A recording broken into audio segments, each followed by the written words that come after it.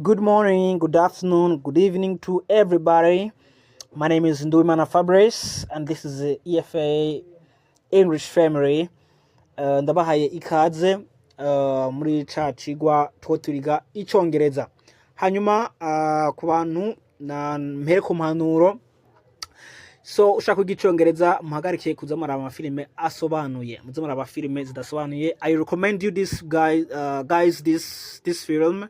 Ku bantu mwifuza kwiraba muje kuyiraba guys. Thank you so much. Muze muraba available ama video cyangwa se ama films atari adasobanuye bizobafasha mu kwiga icongereza.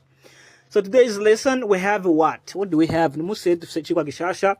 Ikigwa cyacu gishasha ni dufise irregular singular and plural nouns. Irregular singular and the plural nouns.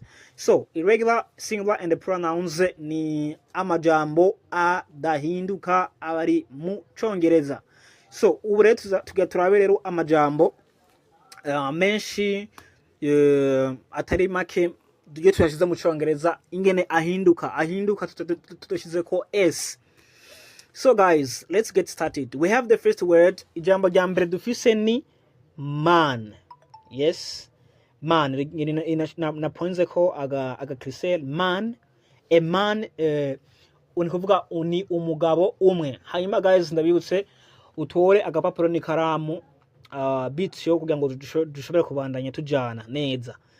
Yes, man kuvuga ni umugabo umwe. Abagabo tuvuga men. We have man and man. Man and man. Yes, tuje kujya kabiri ni turafise woman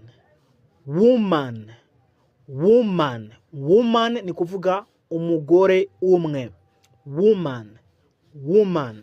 Hanyuma abagore benshi tuvuga women. Hanyuma muze pay much attention kumwe dusoma. Muze muraraba neza mwumviriza ngene nsoma namwe abari ko muza murasoma kubera iki? Kubera ko hari gihe usanga wihenze ugasanga wabisomye nabi. Iyo bisomye nabi ukoragana n'umuntu ntimutahurana. So we have woman mu bwinshi ni women. Woman ni kuvuga ni umugore umwe. Hanyuma women ni abagore benshi. Ni kuvuga ni abagore, right? We have number 3. Kuri gatatu mwaza muraba tugeze turafise child ni kuvuga ni umwana. Hanyuma abana benshi tuvuga children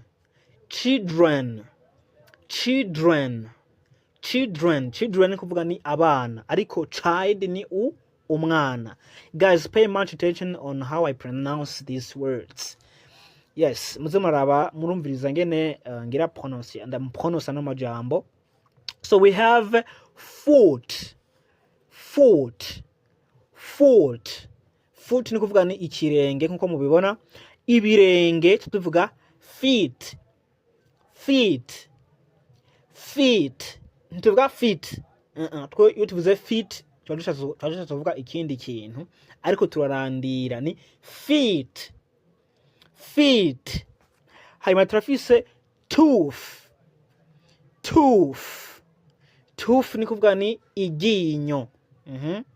Foot ni kirenge kimwe nivyo ariko feet ni birenge. Hanyuma tugiye ngaha kuri tooth ni kuvuga ni iryinyo rimwe. Hanyuma amenyo menshi tuvuga teeth. Twagiye kurikurikira mouse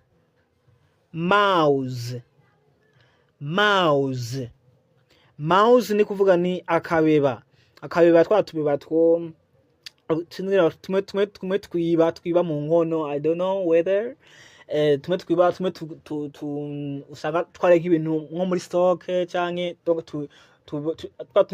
badatunga, right? It's a mouse aho abari kamwe. Ari twinshi rero tuvuga mice. Hama turafise cyo kwita goose. Goose ni tuyita ni mbatamai, sinzi ko ari mbatamai, sinzi ko twogita mbatamai, ariko niza donc ni nk'inkanga, right? Imeze nk'inkanga, gusa si inkanga ko muyibonye namwe muca muyibona. Mu bwinshi tuyita geese, hama turafise person,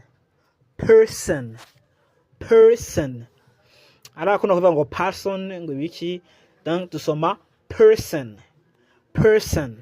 Hanyuma mu bwinshi person ni kuvuga umuntu, okay?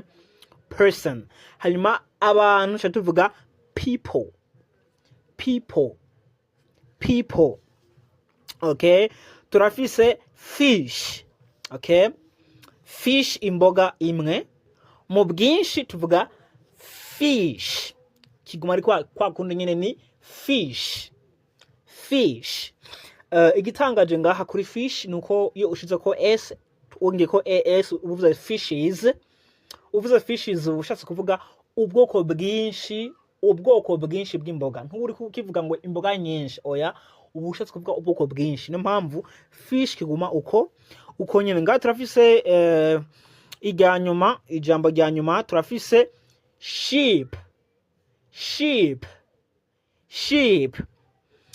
nayo ni intama. Mwumve ngene ntidusoma sheep, ko iyo uvuze sheep ushatse kuvuga ubwato, alright? Ariko aha turamera nk'abarandira gatoya, ni sheep